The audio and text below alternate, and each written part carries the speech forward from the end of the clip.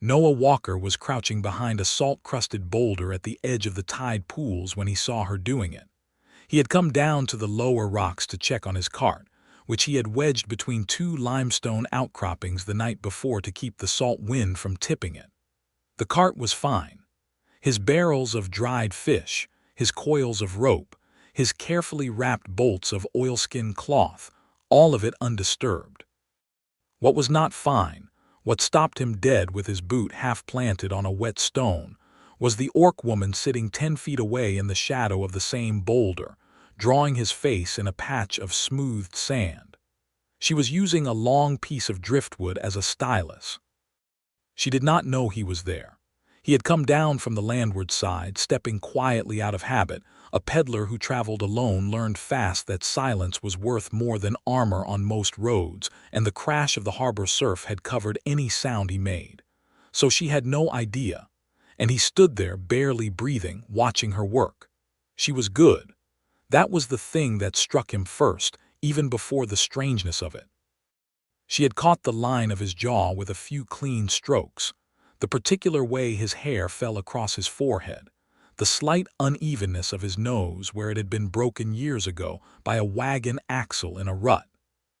She was working carefully, her heavy green hand moving with surprising delicacy, the tip of the driftwood lifting and resettling in the sand like she was threading a needle. Her dark brows were drawn together in concentration. The tip of one of her lower tusks showed at the corner of her mouth, the way a person bites a lip when they are focused on something difficult. Noah recognized the face she was drawing. He had seen it in harbor water, in polished tin, in the occasional cracked mirror above a tavern washstand. It was definitely him. He watched for perhaps 10 seconds longer than he should have. Then his boot scraped on the rock. The orc woman's head snapped up. Her amber eyes locked onto his. For one single heartbeat, neither of them moved. Then she drove her hand flat through the drawing. The sand scattered. The face was gone. She was on her feet before the sand settled, and the expression on her face was not embarrassment. It was fury, hot and immediate, as though he had been the one doing something wrong. "How long were you standing there?" she demanded. Her voice was low and rough like river gravel, but it carried over the surf without effort. Noah held up both hands. He was not stupid. The woman was tall, a full head taller than him, which was not unusual for an orc, but she was also built like someone who had spent years doing serious work with her body. Her shoulders were broad and powerful under a fitted leather bodice, laced tight from hip to collar, dark brown and salt-stained but clearly well-made. Her leggings were a deep charcoal, tucked into heavy knee boots with iron buckles. A short wrap of oilskin was knotted at her waist, serving as a half-skirt against the spray. She had 2 knives on her belt, both with handles worn smooth by long use, and her dark green hair was pulled back in a thick braid that the wind had been working loose for hours. She was objectively one of the most striking people Noah had ever seen, and she was currently looking at him like she wanted to push him off the rocks into the sea. "I just got here," he said, which was not entirely true but seemed like the sensible answer. "You are lying." "I am being diplomatic." Her jaw tightened. The fury in her eyes did not soften, but something underneath it shifted, a flicker of something she was working hard to lock down. She crossed her arms over her chest, which mostly served to make her look more formidable. "You saw nothing." "I saw a very good drawing in the sand," Noah said carefully. "I also saw someone who was very committed to making sure I did not see it. It was nothing. Practice." "Practice," he repeated. "I practice observation, drawing what I see. It means nothing." Noah considered her for a moment. The tide was coming in around their feet, cold water sliding over the rocks in thin sheets. He was a practical man. He traded in rope, dried goods, oilskin, nails, candles, and whatever else the fishing villages of this coast needed that they could not make themselves. He drove a cart over rocky roads and slept under it on cold nights, and knew better than most people that the world was exactly as complicated as you let it be. "I am Noah Walker," he said. "I have a cart up the ridge. I trade along the coast." She stared at him. "I know who you are." "And you are?" Another pause, longer than it needed to be. "Lash," she said finally. Lash Thunderroar, he nodded. He had heard the name. Most people in the harbor villages along this stretch of coast had heard it, though the versions varied wildly depending on who was telling the story. Some said she was a mercenary who had come south after the border wars. Some said she was the last of a war band that had been broken up by treaty. Some said she had fought in 6 duels and won every one, which Noah thought was probably embellished but not necessarily wrong. What he had not expected, and what none of the versions had mentioned, was that she apparently spent her mornings at the tide pools drawing faces in the sand. "Well," he said, "it is good to meet you, Lash Thunderroar." She looked at him like he was something she was trying to classify. "You are not afraid of me. Should I be? Most humans are." Most humans have not had an orc woman looking at them that hard for long enough to draw their face from memory, he said, and then immediately wished he had not said that because her expression went dangerous again. "I told you, practice, observation." "Yes," he said. "Right, of course." He turned to check on his cart again, partly to give her a moment and partly because he genuinely needed to check on it, and he heard her boots scrape on the rock behind him, and then the sound of her moving up the path away from the shore. He did not watch her go, but he was aware of the exact moment she disappeared over the ridge, and after she was gone, the morning felt noticeably emptier. He stood there for a moment looking at the place where the drawing had been. The tide had already started smoothing what was left. In another few minutes there would be no sign it had ever existed. He pulled his cart out from between the boulders and started up toward the harbor road. He thought about it the whole way. The village of Crathrock sat above a natural harbor on the rocky coast, its buildings climbing the hillside in crooked terraces above the waterline. It was not a beautiful village by any measurement. The stone was gray, the thatch was wind-beaten, the fishing boats in the harbor were battered and patched and smelled exactly as you would expect. But it had a good market 3 days a week, and a blacksmith who would do honest work at fair prices, and a tavern called the Anchor Bell where the food was adequate, and the barley wine was better than it had any right to be. For Noah, who spent his life moving from port to port along this coast, it was as close to a home base as he had. He found his usual spot in the market, between the salter's stall and the net mender's bench, and set up his wares. He sold a coil of good rope to the harbor mistress before noon, and 3 lengths of oilskin cloth to a fisherman whose wife had been after him for weeks to fix the roof of their smokehouse, and a pound of nails to the blacksmith who ran out of the small gauge more often than was reasonable. It was a normal morning's work, the kind of morning that did not stay in the memory. Except that Noah kept seeing Lash Thunderroar's hand moving through that drawing in the sand, wiping it out, and the look on her face when her eyes had met his. He had not imagined it. She had been drawing him.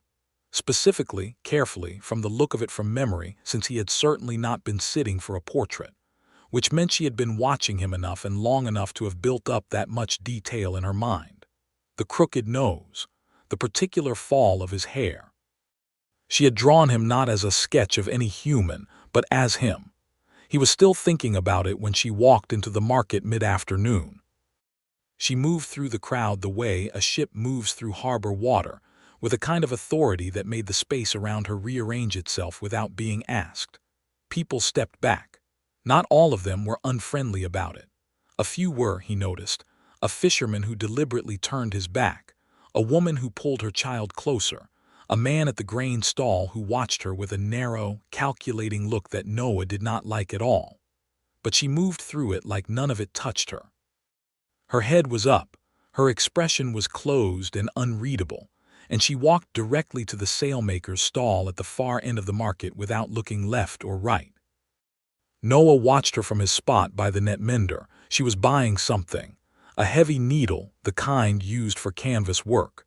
She and the sailmaker talked briefly, transactionally, and then she turned and walked back the same way she had come. She passed within 10 feet of his stall. She did not look at him. He was almost certain the effort of not looking at him cost her something. Her head tilted very slightly away as she passed, which was the precise movement of someone who has decided They are not going to look at a particular thing and is working hard to maintain that decision. Noah stood there after she had gone and thought about what kind of fool he was becoming. The answer came to him 3 days later, which was how quickly the situation in Crathrock went from complicated to critical. It started at the anchor bell. Noah was eating supper at the common table, halfway through a bowl of fish stew and a conversation with Bram, the harbor mistress, about the condition of the East Dock, when the door opened and a group of men came in that Noah did not recognize. They were not locals.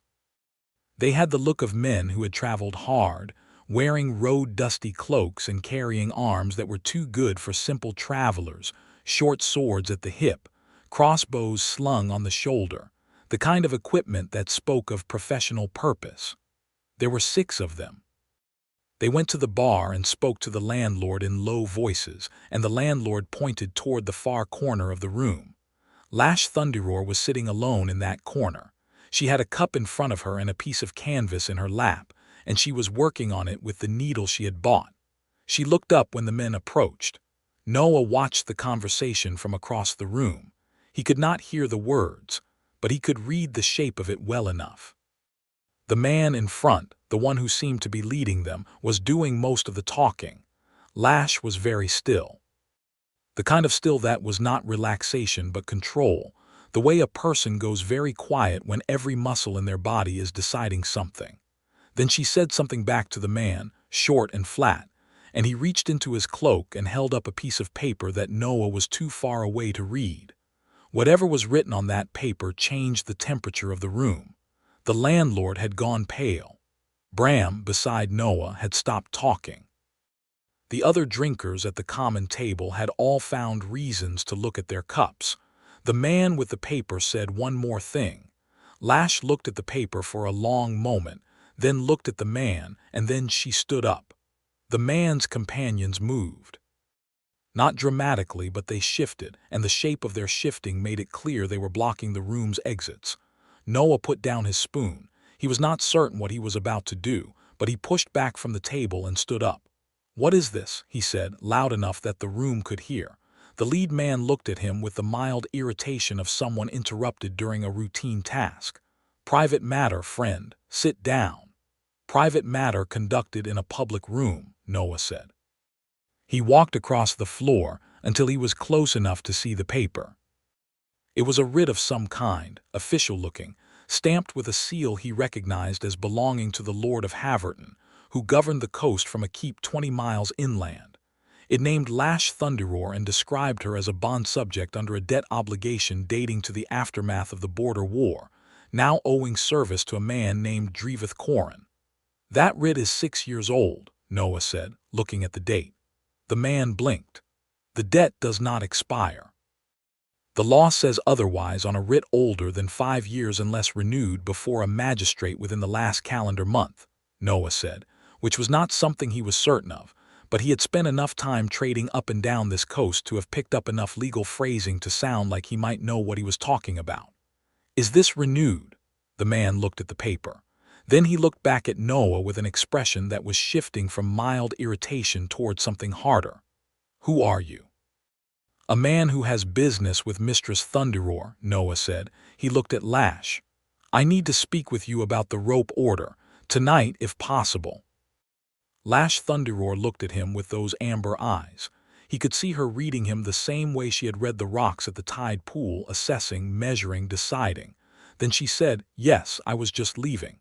The man in front moved half a step to block her. "I do not think that is how this ends." "You are welcome to take it to the harbor magistrate in the morning," Noah said pleasantly. "He opens at the second bell. He is a thorough man. He will want to see the renewal documentation, the original bond agreement, and confirmation that your principal, Dreveth Corin, is still the legal holder of the debt, which I imagine will take at least 2 or 3 days to sort out. In the meantime, the law does not permit detention on a disputed writ. I am certain you know that." He did not know if they knew that. He was not sure it was true, but he said it with the absolute calm of a man who had been navigating disputes over cargo and money and road rights for 15 years, and most bullying relied on the other person not knowing their ground, and he kept his eyes on the lead man and watched the calculation happen behind the man's eyes. The man stepped back, not happily. But he stepped back. "Second bell," he said. "We will be there." "I look forward to it," Noah said. He put a hand at the small of Lash's back, not grabbing, just present, just there, and walked with her toward the door. He felt her body go rigid at the touch, as though no one had done that to her in a long time, or perhaps as though she was deciding whether to remove his arm from his body. But she walked with him, and the men parted, and they went out into the cold, salt air of the harbor street. She walked 10 paces from the door and then turned on him. "What was that?" she said. "I do not know yet," he admitted. "You were making things up." "I was citing things I am not entirely sure about." She stared at him. "They will be at the magistrate's office in the morning." "Yes. And I will be there too. Tell me about the debt. Tell me all of it, because I need to know what I am working with." She was quiet for a moment. The harbor wind was cold and smelled of brine and dead kelp. Above them, the lights of Crathrock shimmered on the wet cobblestones. She looked at him for a long time, and he had the sensation of being weighed on a very precise scale. "You do not have to do this," she said. "I know that. It is not your problem." "I know that too." "Then why?" He thought about the drawing in the sand. He thought about the careful way the driftwood had moved across the smooth surface, and the particular focus on her face, and the way she had looked at him across that 10 feet of morning rock like she was the one who had been caught doing something wrong, when all she had done was look at him long enough and carefully enough to remember him. "I am not sure," he said honestly, "but I am choosing to be here, so tell me about the debt." She told him. It took a long time.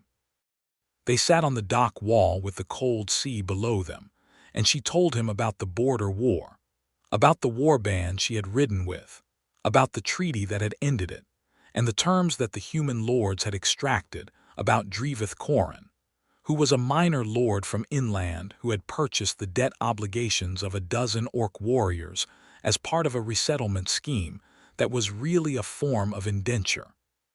She had refused to honor the bond from the beginning, had spent 4 years moving up and down this coast doing what work she could find, the sailing, the canvas work, the occasional muscle-for-hire job that did not require her to hurt anyone she had not decided deserved it, and had managed to stay ahead of Corin's men until apparently she had not.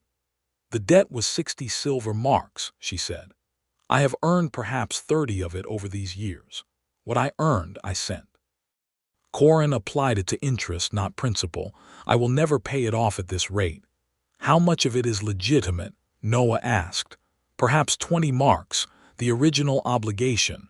The rest is fees and interest that Corin added." "And the renewal on the writ?" "I do not know. I did not see a date on it clearly." "Neither did I," Noah said, "but I have a good memory. The stamp was dated 14 months ago, so it is within the 5-year renewal window regardless of what I said in there." She was quiet for a moment. "So your argument holds no weight?" "Not on the renewal, but the interest calculations might. And there is a Reform Act that came out of the River Parliament 3 years ago that puts limits on what a debt holder can charge on old war obligations. I heard about it from a lawyer I traded with in the port at Drenwick.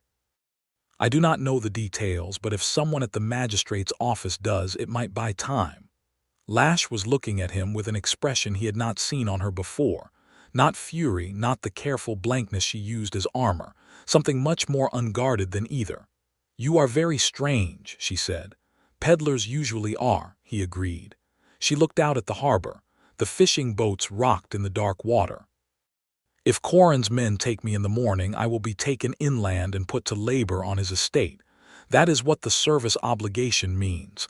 I would rather fight 6 men than go there." "I know, which is why we are not going to let that happen." "You keep saying we." "I do." She was quiet again. Then she said very carefully, like she was testing the word, "Why?" He did not answer immediately. He looked at the harbor, at the mast lights on the boats, at the moon's reflection breaking apart and reforming in the chop. He was a man who thought carefully before he spoke. He had learned that on the road, where the wrong word in the wrong ear could cost you a cargo, a route, or considerably more. "Because you were drawing my face," he said finally. And that seems like something worth owing a few hours of difficulty over. The silence that followed was different from the silences before it. It had weight. Then Lash said, "If you say that again, I will push you off this wall. You would have to catch me first. I am considerably faster than you. I know, I watched you move through the market." Another silence. Then, to his considerable surprise, the corner of her mouth did something that was not quite a smile but was in the same neighborhood. "We go to the magistrate," she said. "Together." "Together," he agreed. He walked her to the inn where she was staying, a rougher place than the Anchor Bell, on the backside of the hill, and then walked back to his cart in the dark with the wind off the water pushing at his back, and the strange, inconvenient feeling in his chest that he was choosing not to examine too closely. The magistrate's office at Crathrock opened at the second bell, and Noah was there at the first. He had spent the night with his head propped against his cart's sidewall, not sleeping much, instead going through the peddler's archive in his head, not official records, but the fragments of law and regulation he had accumulated over 15 years of trading on this coast, the way dust accumulates in corners. He pulled out every fragment he had related to war debt obligations, reform acts, interest limits, and the rights of bond subjects under disputed writs, and he arranged them into the most coherent argument he could make without actually having access to any documents. By the time Lash arrived at the magistrate's steps, he had what he needed. Corin's men arrived a few minutes later, all 6 of them, and the lead man had acquired an additional document overnight, which was concerning. But the magistrate was a small, tired-looking man named Harwick who had been doing this job for 20 years, and who had a particular dislike of people who arrived with stacks of paper and attitude. And when Noah laid out his argument calmly and without dramatics, citing the River Parliament Act by its common name, and describing its provisions in as much detail as he could manufacture from memory, Harwick listened with the expression of a man who was doing arithmetic. Then Harwick looked at the interest calculations on the writ and did some arithmetic of his own, and when he looked up, his expression had shifted. "The rate of interest on this writ exceeds the maximum established by the debt relief provisions of 6 years past," he said, "by a considerable margin." The lead man opened his mouth. "The debt total I can honor," Harwick continued, ignoring him, "is the principal outstanding and simple interest at the standard rate. The rest is unenforceable." He did the calculation on paper, pushing it across to them. The new total was 8 silver marks. "The bond subject shall have 30 days to produce or arrange payment of this reduced amount. In the meantime, no detention or compelled service may be undertaken." The lead man argued for another 20 minutes. Harwick listened to all of it and changed nothing. They walked out of the magistrate's office into the gray morning light, and Lash stopped on the steps and looked at him. 8 marks, she said. 8 marks, he confirmed. "In 30 days. Yes." She looked at the harbor. Her jaw was tight. 8 marks was not an impossible sum, but it was not small either. He could see her doing the same arithmetic Harwick had done, except she was calculating her own resources. He could see her coming up short. "I can lend you the 8 marks, he said. She turned to look at him sharply. "Not give, lend. You can pay me back when you have it at the standard rate, which is considerably more reasonable than what Corin was charging." "That is still a debt." "Yes, but it is a debt to me instead of to Corin, and I am much better company than Corin, I imagine." She stared at him for a long moment.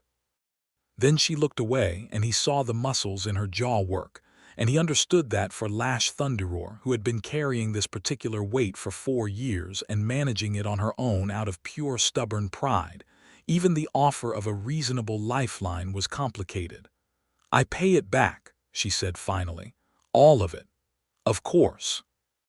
And the arrangement is on paper, terms clear." "Absolutely. And you do not get to—" She stopped.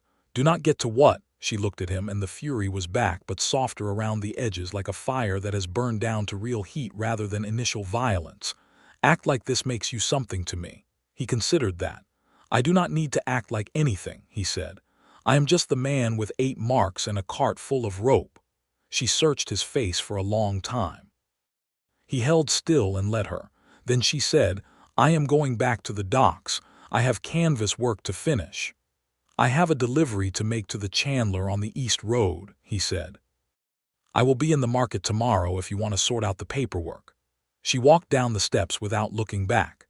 He watched her go, the same way he had watched the ships in the harbor, with the feeling that he was tracking something important. He paid Corin's men the 8 marks that afternoon. He had the magistrate witness it and stamp the receipt. He kept a copy. That evening, he found a folded piece of canvas tucked under the wheel of his cart when he came back to it at dusk. He unfolded it carefully. It was a small drawing, done in whatever she had used for inked charcoal, by the look of it on a rough square of spare canvas. It was his face, better than the one in the sand. More careful, more complete. He could see where she had worked back over certain lines to get the shadows right. He sat with it in his hands for a long time in the last of the evening light. Then he folded it carefully and tucked it inside his coat, against his chest where it would not get damp.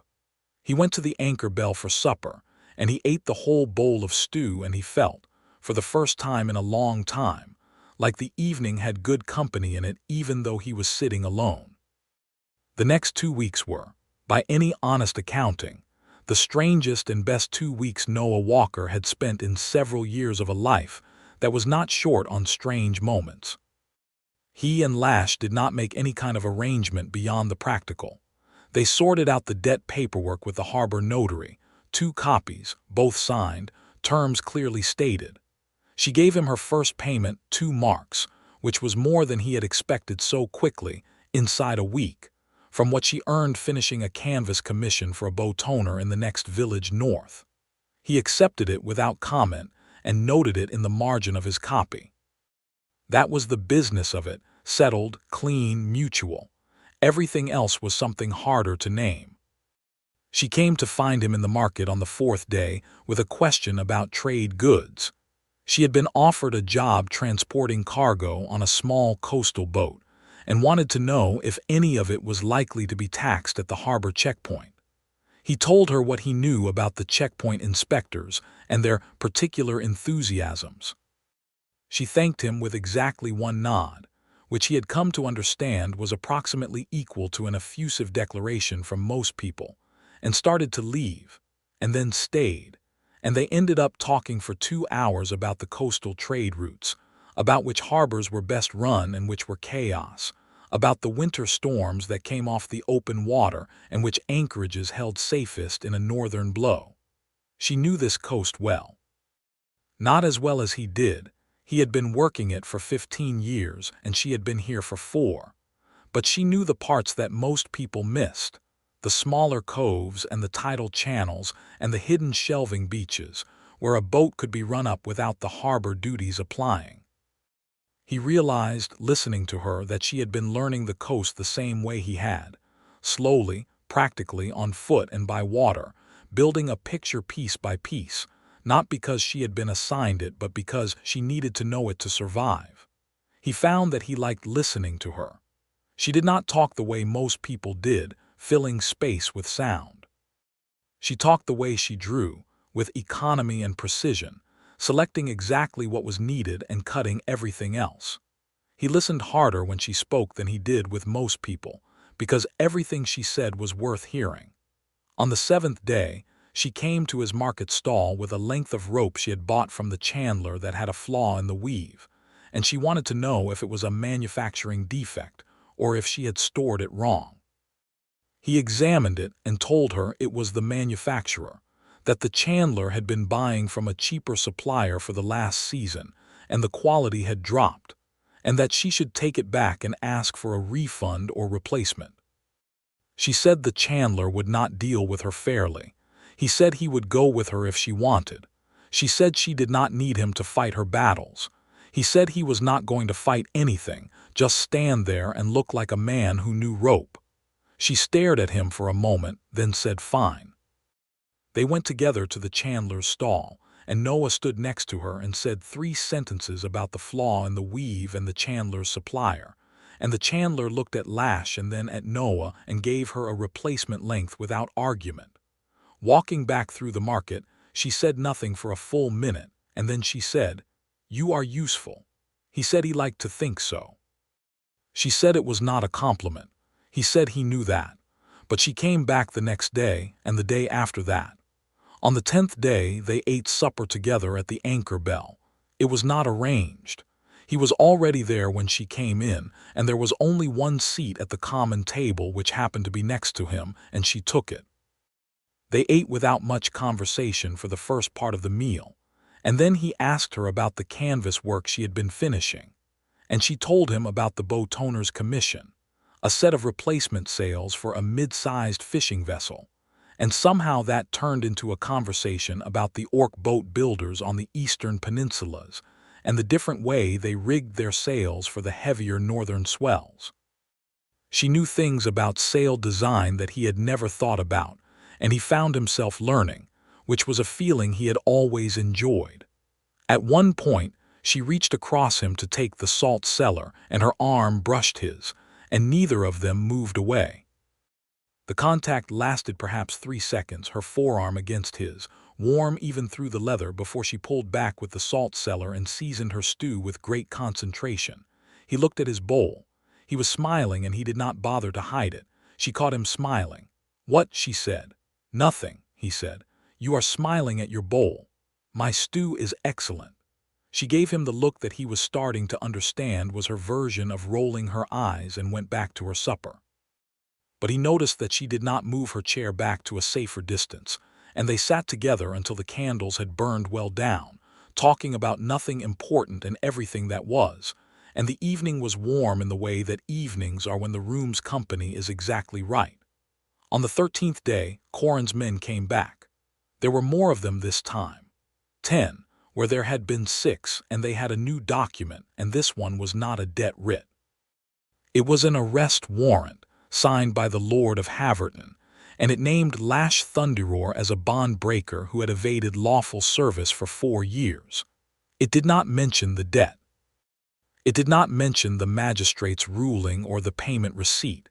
It was a different instrument entirely, using different law, and Noah knew the moment he saw it that it was a harder problem. They came in the morning to the inn on the backside of the hill. Noah was not there. He had been on the East Road all morning making deliveries, and he came back to the harbor to find that Lash had already been brought to the courtyard outside the magistrate's office, with Corin's men surrounding her and a small, ugly crowd gathered at the edges, and the magistrate standing on his steps looking very unhappy. Noah pushed through the crowd. Lash was standing in the center of the courtyard with her hands unbound. They had not tried to chain her, he noted, which was probably smart of them, and her face was the closed, absolute mask of a woman who was calculating odds and not liking the calculation. Her knives were gone. They had taken her weapons, which was their right under an arrest warrant, and which was also, he understood immediately, the most dangerous thing about the situation, because Lash Thunderroar without weapons was still a woman who could break a man's jaw without particular effort. But there were 10 of them, and if this came to a physical confrontation, it would end badly. "Noah Walker," she said when she saw him, and the way she said it, not relieved, not calling for help, but sharp and clear, like she was marking a point on a chart, made the crowd quiet for a moment.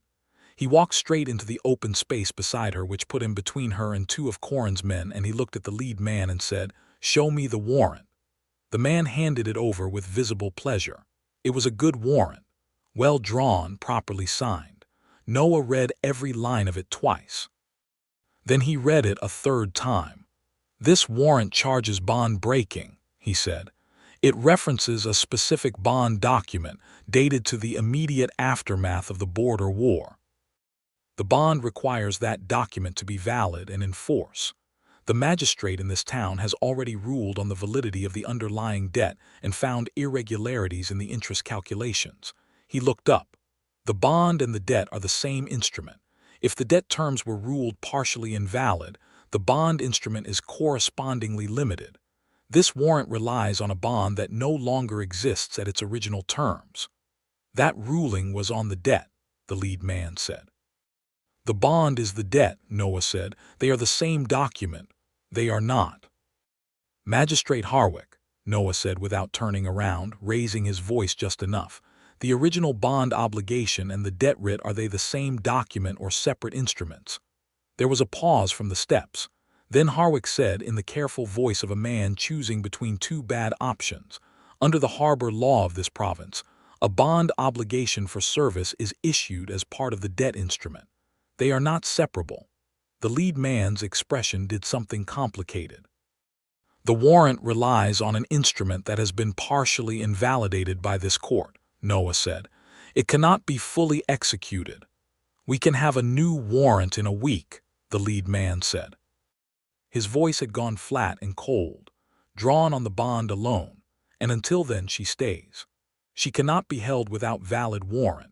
She can be held on the existing warrant until it is challenged and dismissed by a higher court, the man said, and his voice had the satisfaction of a man who has been waiting to use a particular piece of information. Lord Haverton's authority supersedes the harbor magistrate on matters of civil bond. Harwick has no standing to dismiss this warrant. Only the River Parliament Commissioner does, and the Commissioner does not visit this coast for another 6 weeks. The crowd had gone very quiet. Noah stood in the center of it and thought very hard and very fast. Lash was looking at him. He could feel it. He did not look back at her yet because he was thinking, and he needed to think without being distracted by her eyes. 6 weeks. Held in the Crathrock jail for 6 weeks, and then a hearing, and then what? If the commissioner ruled for Corin, and Corin had money and influence, and Noah had a peddler's knowledge of road law and nothing else, she would go to Haverton, to Corin's estate. And that would be the end of it. He thought about the drawing in the sand. He thought about the canvas drawing inside his coat. He thought about the arm touching his over the salt cellar, and the conversations at the dock wall, and the way she said things with economy and precision, like she was drawing, cutting everything that was not necessary and keeping only what was real. He looked at the lead man. "I will stand surety for her," he said. Everyone in the courtyard looked at him, including Lash. "I will post surety for the warrant," he said. "Personal bond. If she does not appear before the commissioner in 6 weeks, I forfeit the bond. You take whatever that is worth." "What is the sum required?" the lead man considered. He had not expected this. He looked at the warrant, then at Noah, then at Lash. He was calculating whether this was a trick. 20 silver marks, he said. The number was meant to be prohibitive. Noah had 18 marks in the lockbox under his cart seat. He had 6 more in his boot, which was where a traveling peddler kept his emergency reserve. He had 2 more in the inside pocket of his coat. 26 marks total, which was essentially everything he had, which was essentially the entirety of his liquid capital, which was to say the entirety of what kept his business operating. "Done," he said. The intake of breath from the crowd was audible. Lash said, very quietly, "Noah." "The magistrate can hold the bond," Noah said. "We will appear before the commissioner in 6 weeks. The paperwork took an hour. By the time it was done, the crowd had mostly dispersed. Corin's men left with the receipt, and the lead man gave Noah a last look that communicated clearly that he considered this a delay rather than a resolution. Then they rode out of Crathrock up the inland road, and Noah and Lash were left standing in the empty courtyard with Harwick's door shut behind them. Lash turned to look at him. Something in her face was different from anything he had seen before. The fury was gone. The careful blankness was gone. What was there instead was something raw and undefended, something that he suspected she did not show anyone. 20 marks, she said. "You already owe me 8, he said, so it is really only 12 more. That is everything you have. I still have the cart and the inventory." "Noah." She said his name the way she had said it in the courtyard, not calling for help but marking something precisely, naming something she was deciding whether to hold. "I am not doing it for the money," he said. "I want you to know that. I am not posting that bond because I expect to get it back. I am posting it because the alternative is watching you go to Haverton, and I find I am not capable of that." She was very still. The harbor wind came up the street and moved the loose strands of her hair. "That is a very foolish thing to do," she said. "I know. For someone you have known for 13 days, 14 counting the tide pool. She looked at him for a long time.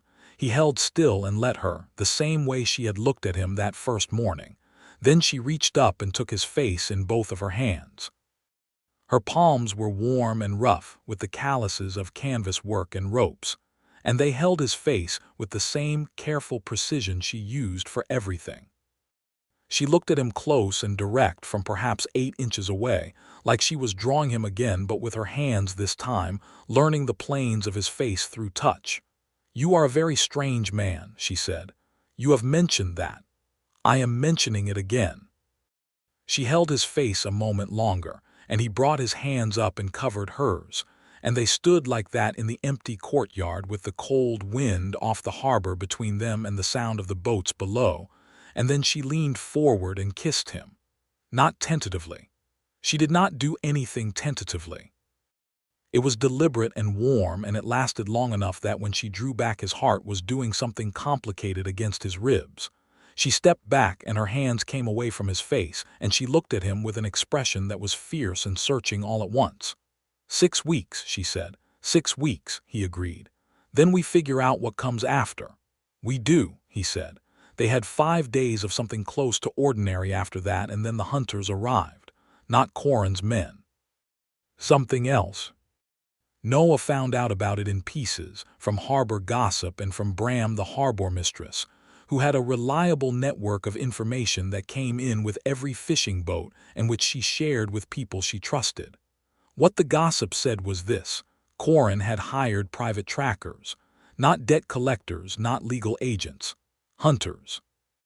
Men who worked outside the official channels, who were paid for delivery rather than process, and who had standing agreements with certain lords to retrieve bond subjects and ask questions later.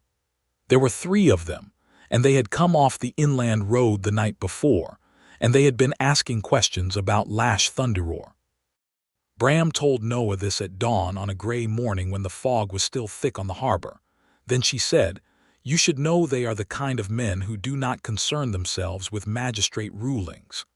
Noah went directly to the inn on the backside of the hill. Lash was already awake. She had heard it too, through her own channels. She was sitting on the edge of her bed with her knives on the covers beside her. She had gotten them back when the warrant was bonded, and she was looking at the wall with the expression of a woman doing mathematics. "We need to go," she said when he came in. "I agree." "The commissioner," she said.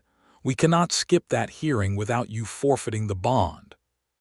"I know, but staying in Crathrock with hunters looking for me is going to end with someone getting hurt." "Also yes." She looked at him.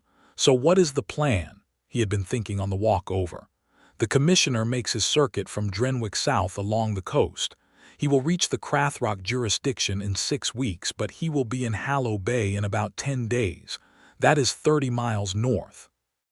If we go to him rather than waiting for him to come to us, we appear before him sooner and legitimately, the surety bond is satisfied, and we resolve the warrant. And we are out of Crathrock," she said. "And we are out of Crathrock." She stood up, tucked the knives into her belt, and looked at him with that fierce amber gaze. "Your cart. We take the coast road north. It will slow the cart on the rocky stretches, but I know the road." "If they know we are going, then we do not let them know," Noah said. "We leave in the next hour before they are moving. We take the back road out of the village, the old Salter's track. The hunters will expect the main coast road."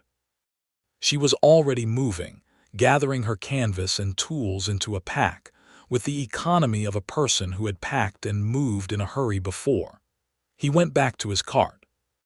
He hitched the horse, a steady, unspectacular gray mare named Constant, who had carried him up and down this coast for 8 years, and who had opinions about mud and none about danger, and had the cart ready in 30 minutes. Lash arrived with her pack slung over one shoulder and climbed onto the board beside him without being asked, and he clicked to Constant, and they moved out through the back streets of Crathrock while the fog was still thick enough to muffle sound. They made it to the Salter's track before the second bell. The Salter's track ran along the top of the coastal cliffs, barely wide enough for the cart, with the drop to the sea on the left and the scrubby heath on the right.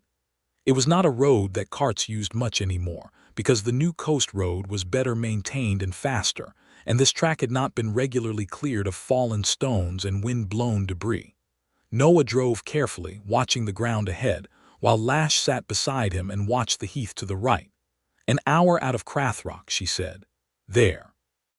He did not ask where. He followed her gaze to the right, into the low, wind-twisted brush about 200 yards away, and he saw the movement. A horseman picking his way through the heath, moving parallel to them. "How many?" he said quietly. "One visible. Assume the others are flanking." "How do you want to handle this?" She thought for 4 seconds. Then she said, "Can Constant run for a short stretch? The road gets better ahead where the track rejoins the cliff path." "How far?" "Half a mile, maybe less." "Then drive," she said. He drove. He clicked Constant into a canter, which the mare found undignified on this terrain, but executed anyway, and the cart bounced and rattled over the uneven track, and Lash braced herself against the board with one hand and kept her eyes on the heath.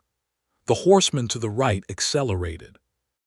There was a shout from behind them, another hunter, further back on the track, who had apparently been behind them all along, too visible now. The track curved right, away from the cliff edge, and the surface improved dramatically as the path rejoined the old cliff road, which was better maintained. Constant opened up and the cart surged forward. A crossbow bolt struck the cart's side panel. "Down," Lash said, and Noah dropped flat across the bench, managing the reins from below, and another bolt went through the space where his head had been. Lash was not down. She had risen to her feet in the cart bed, balanced against the sway with the ease of a woman who had served on boat decks. And when the horseman from the right broke out of the heath and came up alongside the cart at a gallop, she waited until he was within reach, and then grabbed the front of his saddle with one hand and hauled herself off the cart and onto the back of his horse in a single motion that was more controlled violence than anything else. The horseman, who had not expected to be boarded, had 3 seconds to process the situation before Lash had his crossbow, his reins, and effective control of both him and the horse. She said something to him in a low, flat voice that Noah could not hear over the wind and the cart noise. Whatever she said, the man went very still. Noah kept driving. Behind them, the third hunter appeared on the road, coming hard. Ahead, the road bent around the cliff point and dropped toward a sheltered beach where a fishing hamlet sat around a small pier. He drove for the hamlet. People meant witnesses. Hunters did not like witnesses. Lash rode the captured horse alongside the cart, the disarmed hunter in front of her with his own crossbow pressed against his back. She guided the horse with her knees, and she looked entirely calm, which was more than Noah felt. They came into the hamlet at a pace that brought every fisherman on the pier to their feet. Noah pulled Constant up short in front of the pier house, and the cart rocked and settled, and Lash dropped off the hunter's horse and stepped away from it in one clean movement, keeping the crossbow. The third hunter pulled up at the hamlet's edge and looked at the watching fishermen and the pier house, and Lash, standing in the middle of the road with a crossbow, and Noah Walker on a cart with his jaw set. And the hunter made a decision. He turned his horse and went back up the road the way he had come. The disarmed hunter sat on his horse in the middle of the hamlet, looking at the assembled fishermen, who were looking back at him with the particular expression of coastal people who have seen various kinds of trouble arrive by road and have formed views about it. "Go," Noah said to the hunter, not loudly. "Tell Corin that the bond is posted, and the commissioner hearing is in 10 days, and any attempt to remove the bond subject before that hearing is an interference with legitimate legal process." The hunter went, probably not to deliver that message, but he went. Lash set down the crossbow on the cart's board and stood in the hamlet road and breathed slowly in through her nose. Noah stepped down from the cart. He walked around to where she was standing, and he put his hand on her arm, not because she needed steadying but because he needed to. She looked at him. Her braid had come mostly undone in the chase, and her dark hair was around her face, and her amber eyes were still bright with the particular sharpness of a fight recently finished, and she was the most extraordinary person he had ever been within touching distance of. "Are you hurt?" he said. "No." He did not have the word for it. That was extraordinary. It was necessary, she said. But there was something in her eyes that was not quite controlled, something warm and almost startled, like she was not accustomed to being called extraordinary by someone who meant it the way he meant it. "Both things can be true," he said. She looked at him for a moment. Then she reached up and touched the side of his face just briefly, one hand, her thumb against his cheekbone, and said, "Drive. We need to make Hallow Bay before they regroup." He drove. They camped that night in a cove between two headlands, off the track, with a small fire tucked against the rock face to keep the light from the road. Constant was hobbled and grazing on the thin coastal grass with the philosophical patience of a horse who has seen many strange nights. The stars were out above the cliff top, and the sea was dark below them, and the fire made a warm pocket of light against the stone. They ate dried fish and hard bread from his stores, and Lash made tea from dried sea herbs she carried in a small pouch, which tasted of salt and something sharp and clean, and they sat close enough to share the fire's warmth. "Tell me something I do not know," she said. Out of a long quiet, he thought about it. "My father was a wheelwright. He wanted me to take over the shop. I tried for 3 years and was terrible at it. I am good with wheels as a customer, but making them is beyond me. I hit my thumb so many times that my left thumbnail has a permanent dent." She looked at his thumb. "How did you become a peddler?"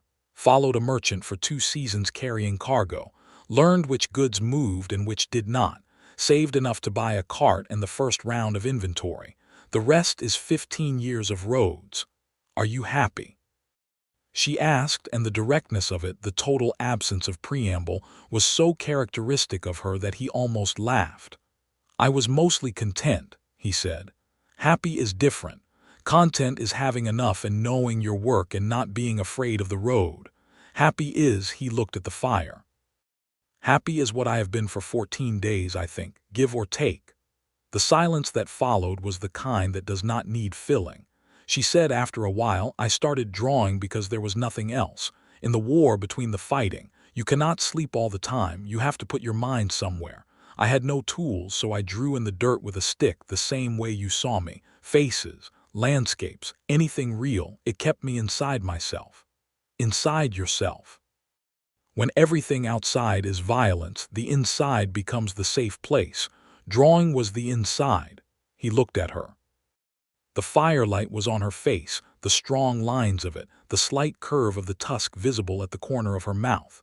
She was looking at the fire with the contemplative expression she used when she was not actively defending herself from something. "And now," he said, "now it is less about survival," she said. "Now it is," she paused, and the pause was very Lash, the deliberate editing of what was not necessary. "Now it is something I do for myself, because I want to." He looked at the fire too. "I am glad you draw." She did not say anything to that. But she did not move away either. And at some point in the cooling of the night she shifted against him, her shoulder against his, and he was still and quiet and did not make anything of it. And they sat together against the rock face with the fire between them and the sea below until they were both too tired to keep the fire company. And then they slept on either side of it with the warmth between them. He woke once in the deep of the night and saw that she had rolled toward the fire in her sleep, and one of her hands was resting on the ground between them, open, palm up. He lay there in the dark for a long time looking at the stars, and felt something settle in him like stones finding their final position after a long time of being moved by water. Hallow Bay was bigger than Crathrock, with a proper harbor wall and a good market, and a commissioner's office that operated year-round. They arrived on the 3rd day, coming in on the coast road from the south, and the commissioner's office confirmed that the circuit commissioner, a man named Aldrin Fawcett, was already in residence and hearing cases. Noah requested an emergency hearing on the grounds that the bond subject faced physical danger while the warrant was outstanding. Fawcett, who turned out to be a sharp-eyed man in his 50s who had been doing commission work long enough to have seen every variety of Lord's overreach, agreed to hear the case the following morning. The night before the hearing, they stayed at an inn by the harbor. Separate rooms, because that was what the situation required and what she had made clear she needed, and he respected that without being asked to. But they ate together in the inn's common room, and the meal was long and the conversation was good. And when they came out of the common room into the corridor, she walked with him to his door, and they stood in the narrow corridor with the candle in her hand and the warm light between them. "If Fawcett rules in my favor," she said, "the warrant is dismissed, the surety is released, you get your 20 marks back. Good. And the 8 marks, I have enough now." "I know." She looked at him. The candle made her eyes darker and warmer. "If the debt is cleared and the warrant is dismissed, you have no reason to stay in Hallow Bay." "My routes bring me back along this coast every 4 to 6 weeks, he said carefully. "That is not what I asked." He was quiet for a moment. The corridor was very still. The inn's timbers creaked in the harbor wind. "No," he said, "I have no reason to stay here. I have reasons to come back. Those are different things." "I see." "Unless," he said, "there were a reason to stay." She looked at him with those amber eyes in the candlelight, and the fierceness in them was there, but it was not armor now. It was the real thing, direct and warm and wanting, and she said, "You are asking if I am a reason." "I am being diplomatic again," he said. "You keep doing that. It seems to work." She set the candle down on the corridor's narrow shelf, and she took his face in her hands again, the way she had in the courtyard in Crathrock, and this time she looked at him for longer before she kissed him. This kiss was different from the one in the courtyard. The one in the courtyard had been a decision, quick and precise.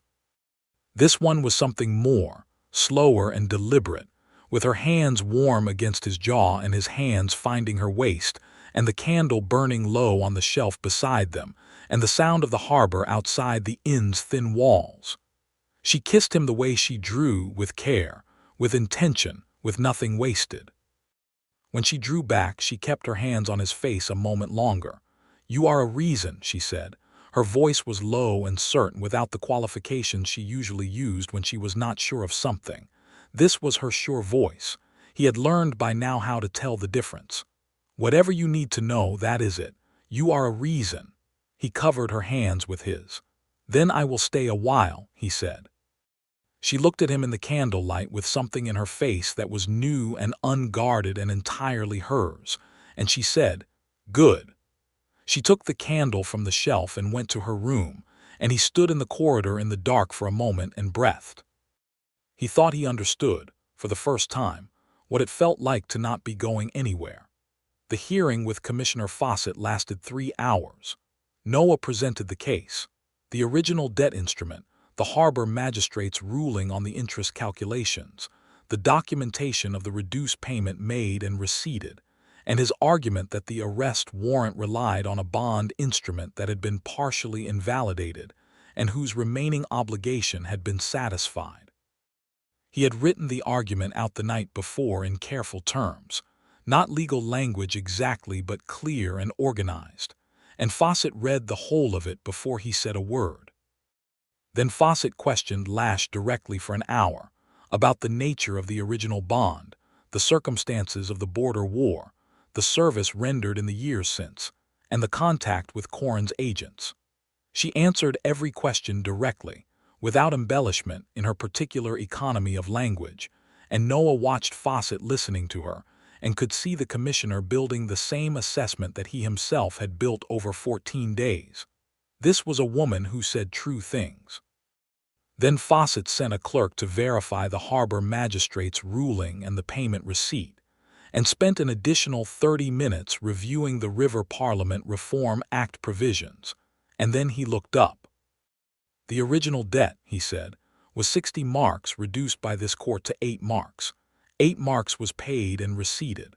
The bond obligation was commensurate with the debt. The debt being satisfied, the bond is discharged. The arrest warrant issued by Lord Haverton depends on a bond that no longer exists." He looked at the lead man. They had come, all 6 of them, riding hard up the coast road. "The warrant is dismissed.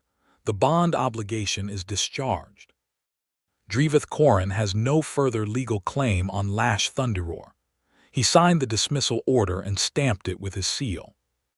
The lead man said two very specific things in response, neither of which were appropriate to a commissioner's hearing room, and then left. Noah released a breath he had been holding for approximately 10 days. Lash sat very still beside him for a moment. Then she reached under the table and put her hand flat on the back of his, pressing down once firmly, and released it. That was all. But it was her hand on his, deliberate and chosen, and it was enough.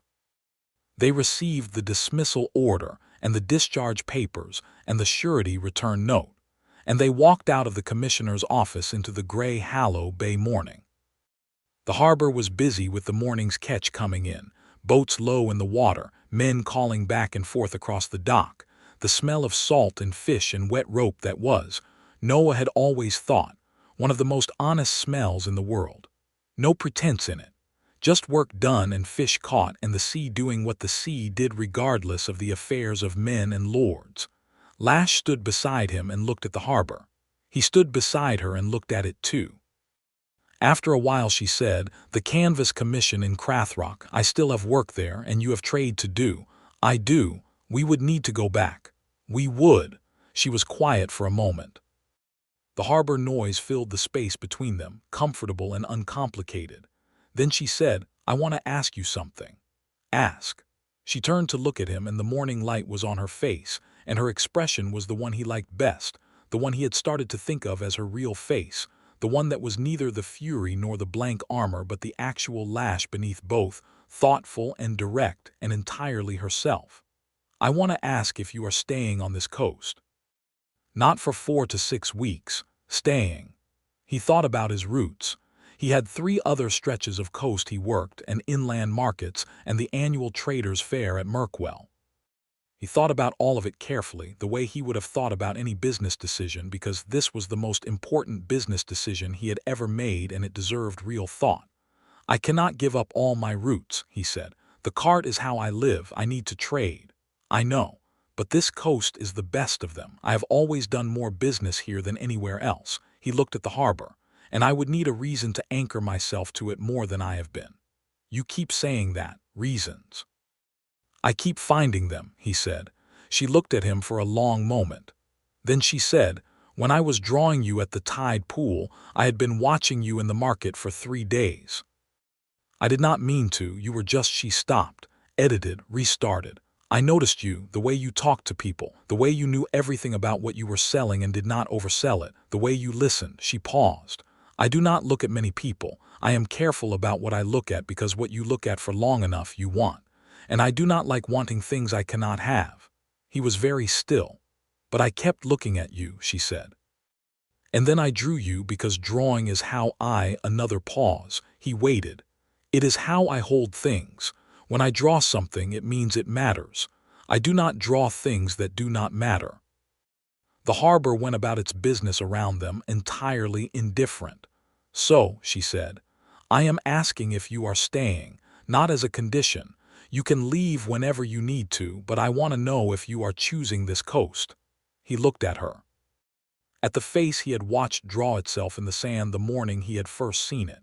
At the amber eyes that had looked at him across 10 feet of tide pool rock with fury that was not fury but something else entirely. Something that had been terrifying in its intensity, and that he had not understood then and understood completely now. "I am choosing this coast," he said. "And I am choosing the person on it who sketches faces in the sand when she thinks no one is looking." The corner of her mouth moved. It was the almost smile he had first seen in the harbor street outside the Anchor Bell, except this time it did not stop there. It kept going, until it was actually a smile, full and genuine, and changing her whole face in the way that a sunrise changes a coast from dark to visible. Everything the same but entirely different. "That will not happen again," she said, and there was warmth in it, warmth he had been working toward and was now unmistakably inhabiting. "I hope it does," he said. "I want you to keep drawing me." She gave him the look. "Absolutely not. On canvas this time, not sand. You are a ridiculous person. You drew my face," he said, "and then you destroyed it because you were so furious about it, and I have never been so interested in a person in my life." She was still smiling. The harbor was bright around them. I was not furious about the drawing. You were extremely furious. I was furious that you saw it. Why? She was quiet for a moment. Because it was obvious, she said, what it meant. And I do not like being obvious about things I feel. He reached out and took her hand. Her fingers were warm and calloused, and they closed around his without hesitation. I think it was the best thing I have ever seen, he said honestly. Someone wanting me enough to remember my face and draw it from memory. I did not know how to respond to it. You responded by defending me in a tavern against 6 armed men, she said, which was completely unnecessary, and also she stopped again. Also what? She looked at their joined hands. Also the first time in a long time someone chose my side before I asked them to. He understood then, more completely than he had before, what it was that had been building between them since the tide pool, not just attraction, though that was real and considerable, but recognition. 2 people who had been very good at being alone, who had built their lives around the particular skills of solitude, and who had found in each other something they had not been looking for and could not now imagine leaving behind. I am on your side, he said. It was simple and true. For whatever that is worth. It is worth more than you know, she said. They stayed in Hallow Bay for 2 more days, settling the paperwork and resting constant and restocking the cart. On the evening of the 2nd day, he knocked on the door of her room with 2 cups of the inn's better wine, and she let him in, and they sat at the small table by the window with the harbor lights below and talked for a long time about nothing in particular, and then about things that mattered, and the evening moved around them with the unhurried quality of time that is finally being spent correctly. At some point she said, with the quiet certainty that was her version of tenderness, "Stay." And he stayed. The warmth of that night was something he carried afterward like a stone held so long in the hand that it takes the temperature of the skin. Unhurried and real, the particular warmth of 2 people choosing each other fully, not in the heat of danger or the urgency of a crisis, but in the simple honest light of an inn room with the harbor below and the cold stars above and nothing between them any more except the distance she had crossed toward him and the distance he had crossed toward her. He thought, not for the first time, about what it meant to be chosen. He had spent 15 years moving. Not running from anything, not particularly, just moving, because he was a peddler and movement was the job, and he was good at the job. But there was a difference between movement and direction, and he had not had direction for a long time. He had not known how much that mattered until someone had drawn his face in the sand and then been furious about it. And that particular combination of vulnerability and defiance had made him feel, for the first time in longer than he could accurately remember, like he was a person worth looking at twice. She slept with one arm across his chest, and her breathing was even and deep, and outside the harbor went about its business, and he lay in the warmth of it and felt the loneliness, that long familiar companion he had not even been aware of carrying anymore because he had carried it so long, simply release, like a knot coming out of a rope under steady pressure. Gone, just gone. They went back to Crathrock on a morning when the weather was clear and cold, and the sea was the particular deep blue that the northern coast got in the late season, vivid and clean. Constance stepped out smartly on the coast road, apparently restored by the 2 days' rest and the good Hallow Bay hay, and Lash sat on the board beside him with her shoulder against his and the discharge papers in her pack and the canvas commission waiting back at the dock. He drove and she watched the coast, and at intervals she would say something, an observation about the water, or a detail she had noticed about one of the headlands, or a question about a village they passed, and he would answer, and they would fall back into the companionable quiet that was, he thought, one of the things he liked best about her. She did not fill space with noise. She trusted the quiet. By the time Crathrock came into view above its terraced harbor, the afternoon was getting long, and the fishing boats were coming in with their catch, and the market on the hill was folding up for the day. He drove into the upper street and found his usual spot and began the familiar process of making the cart and Constant ready for the night. Bram, the harbor mistress, was waiting at the edge of the market. She had the look of a woman with news she was uncertain about delivering. "The hunters came back," she said before he could ask. "Night before last, looking for trouble." Noah looked at Lash. "What kind of trouble?" Lash said. "They were asking around about whether she was still here and making noises about what they were going to do about it. The kind of noises that were clearly meant to get back to her." Bram paused. Harwick told them that any action taken against someone whose warrant had been dismissed by a circuit commissioner would be a criminal offense. They were not happy about that. They left this morning. Noah felt the tension in his shoulders release slightly. "And Corin," Lash said. "No word directly," Bram said. "But I would expect, now that the legal path is closed, he will not spend more money on this. Men like Corin pursue what is cheap. You are no longer cheap to pursue." Lash was quiet for a moment, reading the truth of that, checking it for holes. Then she nodded once, the nod that meant she had decided to accept something as settled. "Good," she said. Bram looked at the two of them, at the way they were standing, and her expression said she had drawn her own conclusions, and her conclusions appeared to please her. She said nothing about it. She simply nodded and went back toward the harbor. Noah finished settling Constant, and Lash went to find the bow toner about her canvas commission, and the ordinary working life of Crathrock closed around them both like water closing over a stone, smooth and permanent. The next weeks were the kind that a person does not fully appreciate until they are looking back at them, because while they are happening they feel simply like living, like the natural state of things, the way a river feels natural to a fish. And it is only when you have been in rivers before without the water that you understand what the water was. He traded. He made his deliveries, worked his market stall, drove the coast road north and south in a reasonable radius, came back to Crathrock as the center of it. He bought a regular spot in the market, and the market master, who had previously been neutral to indifferent about his presence, became actively helpful, which Noah suspected was related to the general harbor community's opinion of recent events having shifted in a direction that included him favorably. She worked. Canvas commissions, rope work, the occasional job aboard one of the coastal traders as a deck hand when they needed a reliable extra pair of hands on a difficult passage. She was predictably excellent at all of it, and the harbor people who had initially given her the sideways looks began to give her instead the nods that coastal people gave to competent workers, which were worth more than most forms of formal acceptance. She paid back his money. She was meticulous about it, recording each payment in her own careful notation, always exactly the amount they had agreed. He accepted each payment and noted it with equal care, and did not say anything that could possibly be construed as sentiment about the money, because she had been very clear about the terms and she meant them.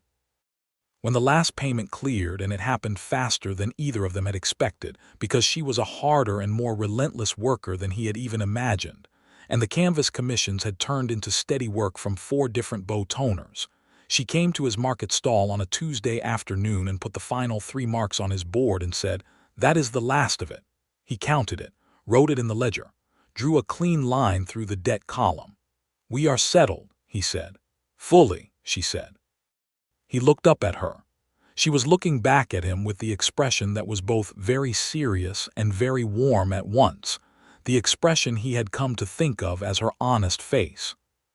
"I want you to know," he said carefully, "that the money was the least important part of this." "I know," she said. "That is why I paid it all back, because it mattered enough to make it real." He understood that completely. It was the most Lash thing she could have said. He folded the ledger and put it under the stall board. Then he reached across and took her hand, which he did openly in the market where anyone could see, and a few people did see, and there was a moment of the kind of watching that such moments invite. He did not care.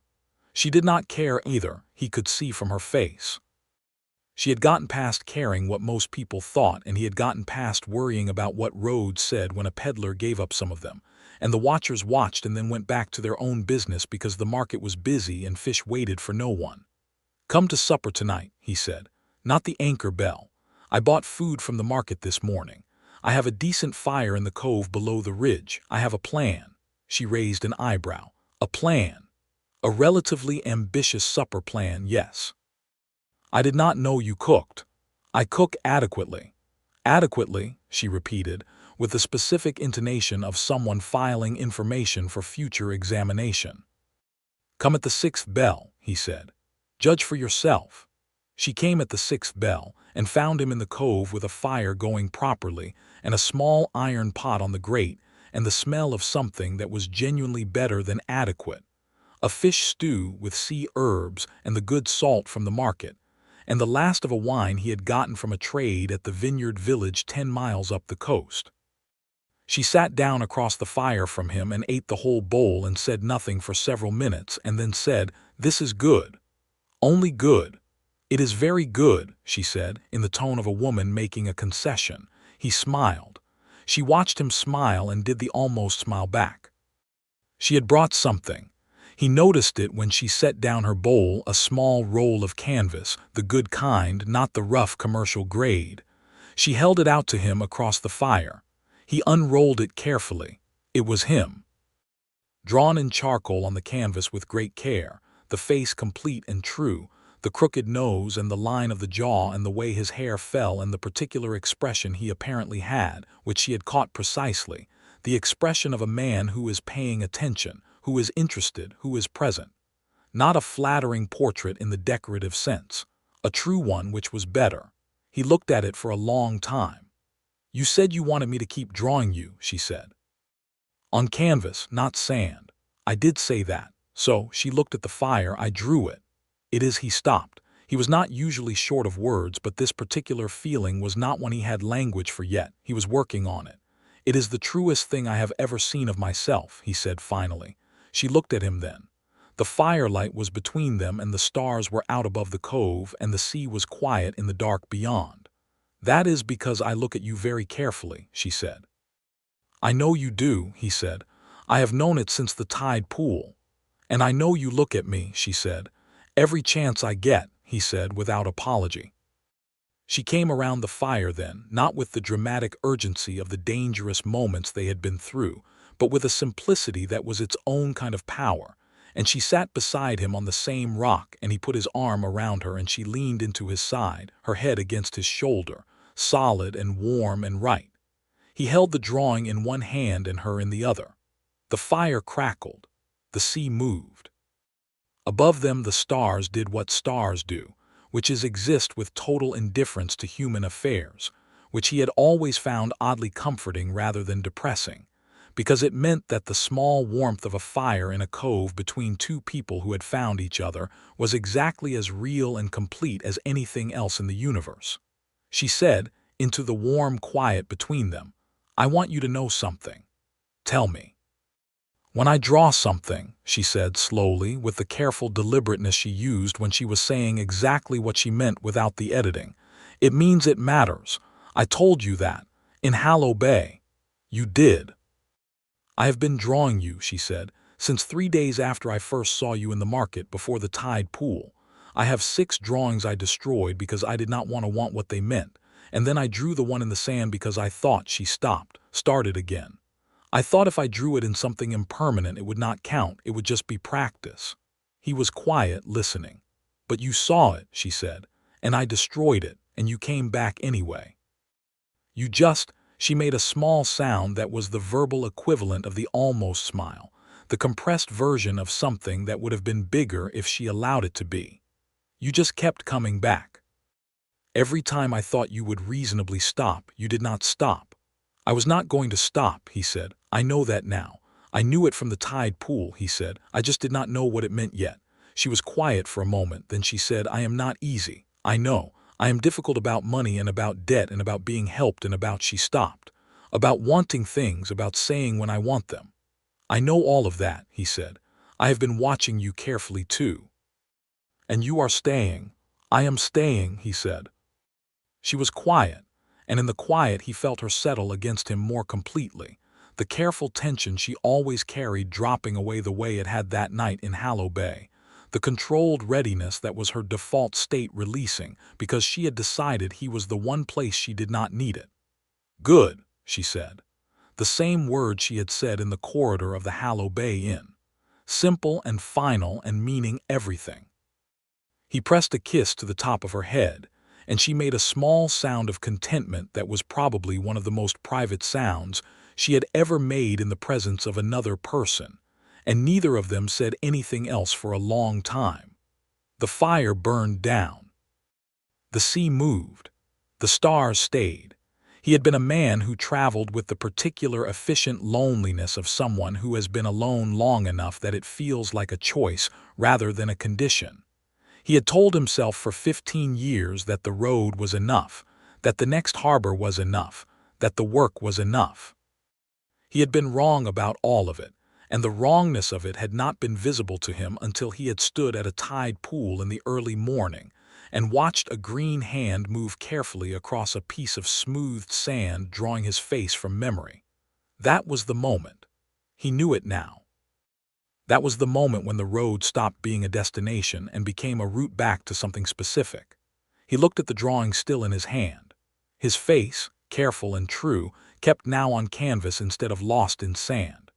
He thought about all the things she had said were her honest ones, the ones she said with the deliberate economy of someone who only put down on paper what was real, that she noticed him, that she wanted him, that the drawing meant something, that she was choosing this, that he was a reason. He was a peddler who knew back roads and rope grades, and the particular weight of salt air before a storm. He had no estate, no title, no considerable property beyond a cart and a horse and 15 years of accumulated knowledge about what moved where and for how much. He was a practical, decent, hard-working, unremarkable man by most accounts. And she, who had ridden in a war band and won 6 duels and carried canvas and the memory of a whole coast in her head, and who moved through the world like something it had been built around rather than built to contain, had drawn his face from memory in the sand, had been drawing him for weeks before he knew it, had looked at him with fury when she was caught, not because she was angry at him but because she was angry at herself for wanting something that obvious and that real. She had chosen him. She kept choosing him. She would, he understood with the certainty of a man who had been watching carefully, keep choosing him, and that particular improbable, unearned, stunning fact was the thing that ended the loneliness. Not the harbor at Hallow Bay, not the market at Crathrock, not the road or the work or the evening fires. Just that, being chosen by her. Being wanted by her, openly and without qualification, a woman who wanted nothing she did not genuinely want and said nothing she did not genuinely mean. The fire was nearly out. She was warm against his side. The stars had moved the width of one outstretched hand across the sky since they had sat down. "Lash," he said, "I want to say something." She lifted her head from his shoulder to look at him, those amber eyes reflecting the last of the fire. He looked back. He did not look away. He thought about the tide pool and the sand and the fury and the canvas drawing in his hand and 20 marks posted freely and 6 weeks of a coast that felt more like home than any route he had ever traveled, and all the distances he had covered to get here, and how none of them had felt like arrival until now. "I love you," he said, simple, true, the way she said things. She looked at him for a long moment. Her expression was the honest one, the one below the armor and below the fury and below the careful editing, the one he had been working toward since the morning she had met his eyes across 10 feet of wet rock and seen that he saw her. "I know," she said. And then, with the deliberateness she used for true things, "I love you too, since longer than I meant to." He kissed her, there in the last light of the fire with the sea below them and the cove around them, and she kissed him back with the same directness she brought to everything. No hesitation, no qualification, just the full and certain warmth of a woman who had decided and who did not unmake her decisions. When they drew apart, she was looking at him with the expression that had started as fury on a cold morning at the tide pool and had traveled, through all the difficulty and danger and distance between that morning and this one, to this. A quiet, warm, unguarded openness that was, he understood, the rarest thing she had to give, and which she was giving entirely to him. He folded the canvas drawing carefully and put it inside his coat, the same place he had carried the first one, against his chest. She watched him do it with the smallest possible version of the smile, the compressed, private one that she used only when something had landed exactly right. They sat together until the fire went fully cold, and then they walked up from the cove to the harbor town with the stars overhead and their hands joined, and the loneliness that had been his companion for so long was gone so completely that he could not quite remember what it had felt like, which was, he thought, exactly how it should be. He was chosen. He was wanted. He was here. And she, magnificent, fierce, improbable Lash Thunderroar, who feared nothing and could have had anything, had looked at him carefully enough to draw his face from memory, and had meant it to mean nothing, and had discovered that some things mean what they mean regardless of what you intend. They both had. The harbor was full of lights below them, and the boats rocked at their moorings, and Crathrock went about the unconcerned business of a working fishing town at the end of a working day, and the two of them walked through it together in the particular piece of people who have finally, after considerable effort and some danger and a great deal of stubbornness on both sides, arrived at the same place at the same time and found it exactly sufficient. Enough. More than enough. The loneliness was over. It was simply, entirely over.